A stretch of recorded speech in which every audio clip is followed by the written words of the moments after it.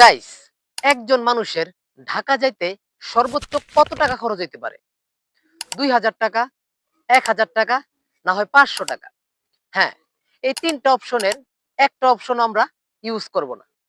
আজকে আমরা এই ভিডিওর ভিতরে ২০ টাকা দিয়া ঢাকা গুলিস্তান পর্যন্ত যাওয়ার চেষ্টা করব। তো চলেন, লেটস গো! ঢাকা যাওয়ার জন্য আমরা সর্বপ্রথম গফরগাঁও রেল স্টেশনে চইলা আইছি। এই জায়গার থেকে ট্রেনের মাধ্যমে আমরা কমলাপুর যাব। তাও আবার বিনা টিকেটে এবং কি বিনা খরচে।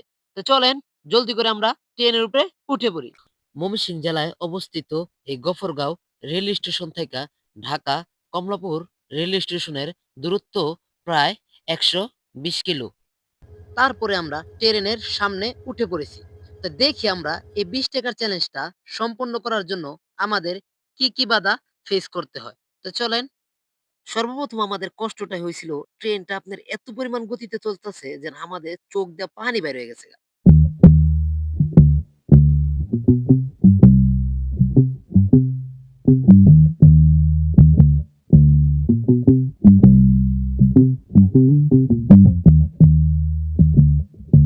এয়ারপোর্ট স্টেশন পার হয়ে গেছি। এখন আমরা কমলাপুর স্টেশনের উদ্দেশ্যে রওনা দিছি। অবশেষে আমরা কমলাপুর রেল স্টেশনে চলে আসছি। ২০ টাকা এখনো আমাদের খরচ হয়। এখন আমরা এই কমলাপুর থেকে গুলিস্তান 0 পয়েন্ট হাঁটতে হাঁটতে চলে যাব।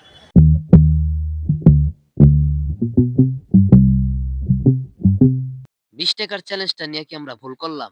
তা দেখি আমরা আমাদের ইচ্ছা শক্তি আমাদের কতটুক দূরে নেয়। অবশেষে আমরা হাঁটতে হাঁটতে মতিঝিল শাপলাপাতা গোল চত্বরের সামনে চলে এসেছি।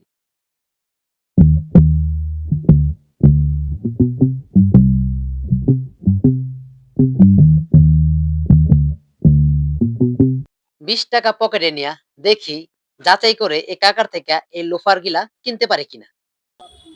লোফার, কম দামে সস্তা দামের লোফার মতিঝিল।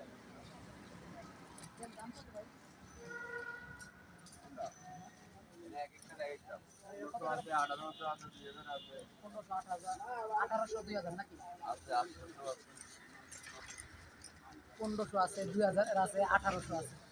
লোফার হেক্টর বলে হেক্টর।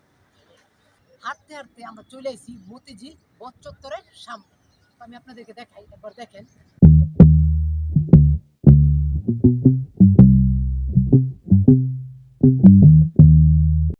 আমাদের কাছে ২০ টাকা আছে। তাই দেখি আমরা স্কাইডিং এর এই জুতাটা কি দোকানদার কাকার কাছ থেকে ২০ টাকা দিয়ে কিনা যায় কিনা। তো চলেন জিজ্ঞাসা করে দেখি।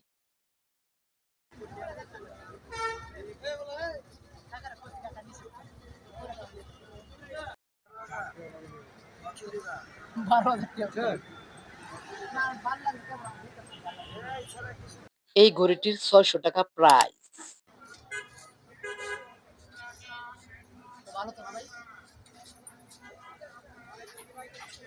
অবশেষে আমরা সাকসেস হয়েছি। ২০ টাকা দেয়া ঢাকা গুলিস্তান 0 পয়েন্ট পর্যন্ত চলে এসেছি। তার মানে বোঝা গেল মানুষের ইচ্ছা শক্তি থাকলে অনেক কিছু করা যায়।